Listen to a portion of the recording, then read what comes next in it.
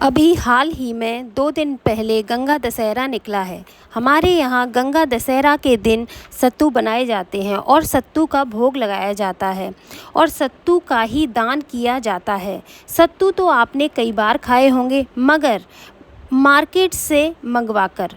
तो मैं आज आपके साथ शेयर करूंगी सत्तू की पारंपरिक तरीके से बनाई जाने वाली रेसिपी। अगर आपको सही तरीके से सत्तू बनाने की ये रेसिपी सीखनी है तो वीडियो में एंड तक बने रहें। तो चलिए बनाना शुरू करें। सत्तू बनाने के लिए मैंने लिए हैं चने जो मार्केट में आपको आसानी से मिल जाएंगे और इन चनों को पहले साफ़ कर लेना है। उसके बाद इनको धोना है। तो मैं धोने के लिए सबसे पहले एक भगोने में सारे चने डाल देती हूँ और इन्हें अच्छे से 2 या 3 बार धोना है। सत्तू हमेशा काले चनों से ही बनता है, प्लीज़ छोले मत ले लीजिएगा। पुराने ज़माने में हमारी दादी और नानी इसी प्रकार से सत्तू बनाया करती थी। असली सत्तू इसी प्रकार से बनाया जाता है। आजकल तो चनों को भूनकर पीस दिया जाता है, उसे ही सत्तू कहते हैं, पर सत्तू ऐसे नहीं बनाए जाते। सत्तू बनाने की विधि आज मैं आपको बताऊंगी। अब मैंने 1 कटोरा गेहूँ ले लिए हैं। गेहूँ को भी मैंने अच्छे से साफ़ कर लिया है और अब मैं गेहूँ को भी अच्छे से धो लेती हूँ। कई जगह आज भी इसी तरीके से सत्तू बनाए जाते हैं। मैंने गेहूँ और चने दोनों को पानी में डालकर रख दिया है। मतलब 1 दिन पहले चने पानी में भिगोकर रख देना है। सुबह देखा तो चने अच्छे से फूल चुके थे। अब इन चनों को मैं पानी से निकाल लूँगी और एक बार अच्छे से और धो लूँगी। हमारे यहाँ आज भी इसी तरह से सत्तू बनाए जाते हैं क्योंकि हमें भुने हुए चने से बने सत्तू पसंद नहीं आते। दोनों के टेस्ट में बहुत अंतर होता है। असली सत्तू और नकली सत्तू को आप आसानी से पहचान सकते हैं। कई बार तो मार्केट से ऐसा सत्तू आता है कि पानी डालते ही काला दिखने लगता है और खाने का बिल्कुल भी मन नहीं करता और उसमें भुने चने का अलग ही स्वाद आता है। और असली सत्तू की तो खुशबू ही अलग होती है। और जब भी सत्तू में पानी मिक्स करोगे तो जितना सत्तू आपने लिया है उससे डबल हो जाएगा, मतलब उसकी क्वांटिटी बढ़ जाएगी। और रही बात स्वाद की, तो ये अंतर आपको खाने के बाद ही पता चलेगा। धोने के बाद चनों को थोड़ी देर डलिया में ही रखना है जिससे इसका सारा पानी निकल जाए। मैंने बांस की डलिया का इस्तेमाल किया है, आप छन्नी का भी इस्तेमाल कर सकते हैं, लेकिन याद रहे किसी ऐसे बर्तन का इस्तेमाल करना है जिससे पानी आसानी से निकल सके। चनों में से जब सारा पानी निकल गया था तो मैं धूप में ले आई थी इन्हें फैलाने के लिए। अब मैं हाथों की मदद से धूप में चारों तरफ सूखने के लिए चनों को फैला दूंगी। चनों को तेज़ धूप में 2 घंटे के लिए ही सुखाना है। इन्हें ज़्यादा देर तक धूप में नहीं रखना, केवल 2 घंटे ही सुखाना होता है। ऊपर से चने सूख जाएं और अंदर नमी बनी रहे। हालांकि इसे बनाने में थोड़ा समय लगता है पर इसे बनाना बहुत ही आसान है। वीडियो को पूरा ही देखें, बीच में कट कर के ना देखें, नहीं तो छोटी छोटी चीज़ें आप मिस कर देंगे तो आपका सत्तू परफेक्ट कैसे बनेगा। इसलिए वीडियो को पूरा देखें। 1 घंटे बाद चनों के ऊपर हाथ फेर दें जिससे चने अलट पलट हो जाएं और धूप चारों तरफ से चनों में लग सके। मैंने भी चनों को अलट पलट कर दिया है। गर्मियों में ही सत्तू खाया जाता है क्योंकि यह हमारे शरीर को ठंडा और हाइड्रेट बनाए रखता है। सत्तू बहुत ज़्यादा पौष्टिक और प्रोटीन से भरपूर होता है। 2 घंटे बाद मैंने देखा तो चने परफेक्ट सूख गए हैं। आप भी देख सकते हैं, चनों को बस इतना ही सुखाना है। और अब मैं सारे चनों को इकट्ठा कर लेती हूँ। शरीर को तो ऊपर से आप एसी से ठंडा रख सकते हो, पर अंदर की ठंडक के लिए आपको सत्तू खाने चाहिए। ये शरीर को अंदर से बहुत ठंडा रखता है, इसलिए पुराने ज़माने में गर्मियों में ये सत्तू बनाए जाते थे। अब तो 12 महीने ये सत्तू मिलते हैं, वो भी भुने चनों को पीसकर। जिन्होंने असली सत्तू खाए हैं उन्हें कभी भी मार्केट के सत्तू पसंद ही नहीं आएंगे। एक बार आप बनाकर ज़रूर देखना। ये तो मैंने बहुत ज़्यादा क्वांटिटी में बनाए हैं, पर मैं आपको थोड़े से चनों की क्वांटिटी बता दूंगी जिससे आप आसानी से बना पाएंगे। मैंने सारे चने डलिया में इकट्ठे कर लिए हैं और इसी तरीके से मैं गेहूँ को भी धो लूँगी और इन्हें भी सूखने के लिए छोड़ दूँगी। इन्हें भी उतना ही सुखाना है जितना कि चनों को सुखाया गया था। कई लोग गेहूँ नहीं डालते हैं, पर हमारे यहाँ गेहूँ भी डाले जाते हैं, क्योंकि गेहूँ भी ठंडा होता है जो गर्मियों में और भी ज़्यादा फ़ायदेमंद होता है और इससे फाइबर की मात्रा भी सत्तू में बढ़ जाती है। गेहूँ भी अच्छे से सूख गए हैं, तो अब करते हैं इन्हें भूनने की तैयारी।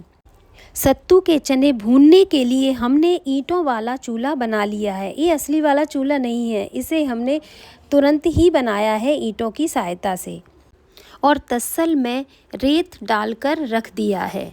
अब इस रेत को गर्म होने देना है थोड़ी देर तक। जब ये रेत अच्छे से गर्म हो जाएगा उसके बाद इसमें हम सत्तू वाले चने डालेंगे। अब रेत अच्छे से गर्म हो गया है, तो अब इसमें डाले जाएंगे चने, जो कि मेरी मम्मी भून रही हैं। वैसे तो इसे हम गैस पर ही भून लेते हैं, पर मुझे वीडियो बनाना था तो मम्मी ने कहा पुराने टाइम में तो चूल्हे पर इस तरीके से ही भूने जाते थे, तो इस वजह से मम्मी ने घर में ही चूल्हा बना लिया ईंटों का और भूनना चालू कर दिया। हम तो घर पर ही भूनते हैं, पर आप मार्केट में भी भुनवा सकते हैं जहां इन्हें भूना जाता है।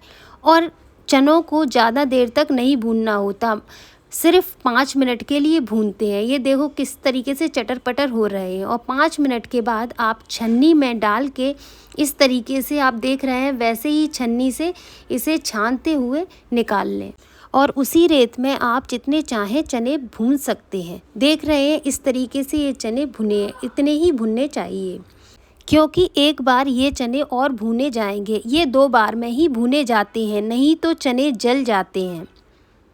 देखो कितने अच्छे से भुन के तैयार हुए हैं। अब हम इन्हें एक बार और भूनेंगे। सत्तू इतना ज़्यादा फ़ायदेमंद होता है कि ये शरीर की सारी थकान मिटा देता है और हमारी मांसपेशियों को भी मजबूत बनाता है। चलो इन्हें एक बार फिर से और भून लेते हैं। अब इन्हें थोड़ी देर तक हमें भूनना है और जलाना नहीं है, ये जलने नहीं चाहिए।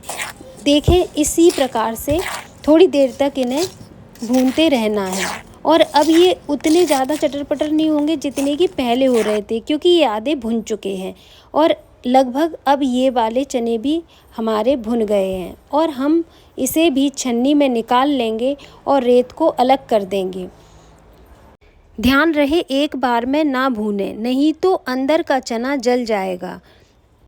और गैस पे इसे फुल हीट पर भूंजना है। जब रेत बहुत ज़्यादा मात्रा में गर्म हो, ठंडे रेत में नहीं भूनना, नहीं तो चने अच्छे से नहीं भुनेंगे। जितनी इसे बनाने में मेहनत लगती है उतना ही ये स्वादिष्ट भी लगता है। घर में बनाए गए सत्तू का स्वाद बहुत ही अलग होता है। अब ये सारे निकाल लिए हैं। अब ये अच्छी तरीके से भुन गए हैं। देखो इनका कलर कितना चेंज हो गया है। इसी तरीके से आप लोगों को भी भूनना है और गेहूं को भी इसी तरीके से भून लेना है। इसे बनाने में मेरे मम्मी पापा दोनों ने ही बहुत मदद की, वरना चूल्हे पर तो ये भूनना मेरे लिए असंभव था। मैं तो गैस पर ही भूनकर दिखाती। इतनी गर्मी में मुझसे तो खड़ा भी नहीं हुआ जा रहा था और मेरी मम्मी इसे आसानी से भूनने में लगी हुई थी। और हाँ, किस किस के यहाँ आज भी ऐसे ही सत्तू बनाया जाता है, मुझे कमेंट करके बताएं। और मेरा ये वीडियो अगर आपको पसंद आए तो आप मेरे चैनल को सब्सक्राइब करें और लाइक करें। अब गेहूं को भी हम छान कर रेत से अलग कर लेंगे और ये हमारे सत्तुए के चने और गेहूं दोनों भुनकर तैयार हो गए हैं। हमारे यहाँ दशहरे के 2-3 दिन पहले सत्तू बनके तैयार हो जाता है और फिर दशहरे के बाद ही खाया जाता है। भूनने के बाद गेहूं और चने दोनों को थोड़ी देर के लिए धूप में फैला देते हैं।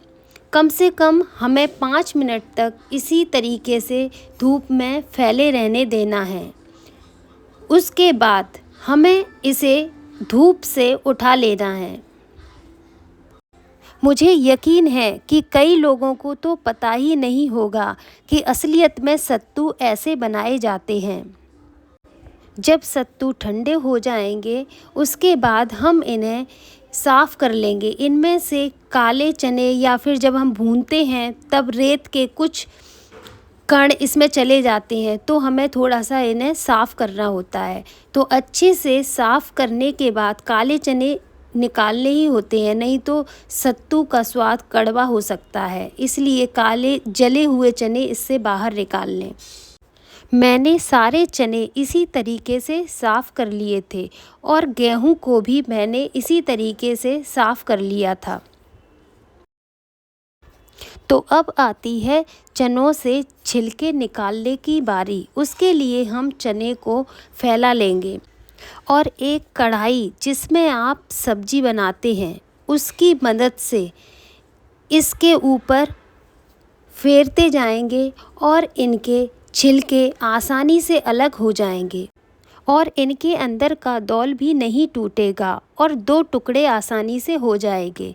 ये बहुत ही आसान तरीका है चने से छिलके निकालने का। आप एक बार ज़रूर ट्राई कीजिएगा, इससे इतने आसानी से छिलके निकलते हैं।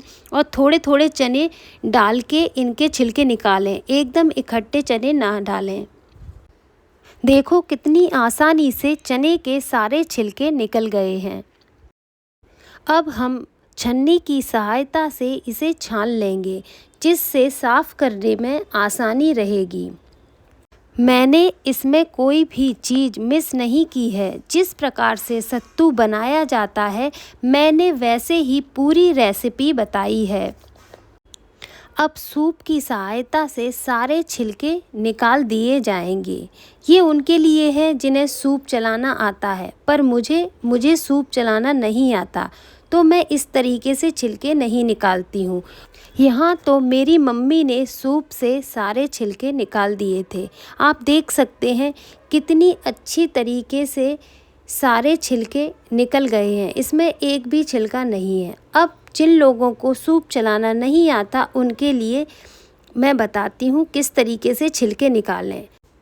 तो आप सोच रहे होंगे यहाँ कूलर क्यों दिखा रहे हैं, तो हम छिलके निकालेंगे कूलर से। तो सबसे पहले कूलर को चालू कर लेना है और फुल स्पीड पर चालू करना है। उसके बाद आप चने को एक प्लेट में लेकर जिस तरीके से इसमें दिखाया जा रहा है वैसे ही डालते जाएं, तो आप देखेंगे कि छिलके बिल्कुल पूरी तरीके से अलग हो जाएंगे और दाल अलग हो जाएगी। और आप इसमें देख भी सकते हैं कि छिलके अलग हैं और दाल अलग है। सारे छिलके हवा से उड़ गए हैं और बहुत अच्छे से दाल साफ़ हो गई है। इसमें एक भी छिलका नहीं बचा, सारे छिलके उड़ गए। और ये सूप से भी जल्दी काम करती है, बहुत जल्दी इससे चने से छिलके अलग हो जाते हैं। देखिए मैं आपको प्लेट में दिखाती हूँ, इसमें एक भी छिलका नहीं है। और अब आप इसे साफ़ कर लें, इसमें काली दाल अलग कर लें। अब मैं इसे पीस लेती हूँ। तो हमारे घर पर चक्की है तो इस वजह से मैं घर में ही पीसूँगी, लेकिन अगर आप के पास चक्की नहीं है तो आप बाहर मार्केट में जाके भी पिसवा सकते हैं। मैंने 1 कटोरी गेहूँ डाले हैं चने की दाल में। अब मैं आपको सही क्वांटिटी बताती हूँ। जैसे आपने 1 किलो चना लिया है तो उसमें 100 ग्राम गेहूँ डलेगा। मैंने ज़्यादा क्वांटिटी में बनाए हैं तो उस हिसाब से गेहूँ डाले हैं। और गेहूँ आपकी इच्छा हो तो डालें, नहीं तो बिना गेहूँ के भी बना सकते हैं। घर पे बनाया गया ये सत्तू बच्चों के लिए तो बहुत ही ज़्यादा फ़ायदेमंद होता है। बच्चों की हाइट के लिए ये बिल्कुल परफेक्ट प्रोटीन है। बच्चों को ये रोज़ देना चाहिए और बच्चों को पसंद भी ये बहुत आता है। अगर आप लोगों को मेरी ये रेसिपी पसंद आई हो तो मेरे चैनल को सब्सक्राइब करें, मेरी इस रेसिपी को लाइक करें और बताएं कि आपको ये मेरी रेसिपी कैसी लगी। क्या आप लोग भी इसी तरीके से बनाते हैं या मार्केट से लाते हैं?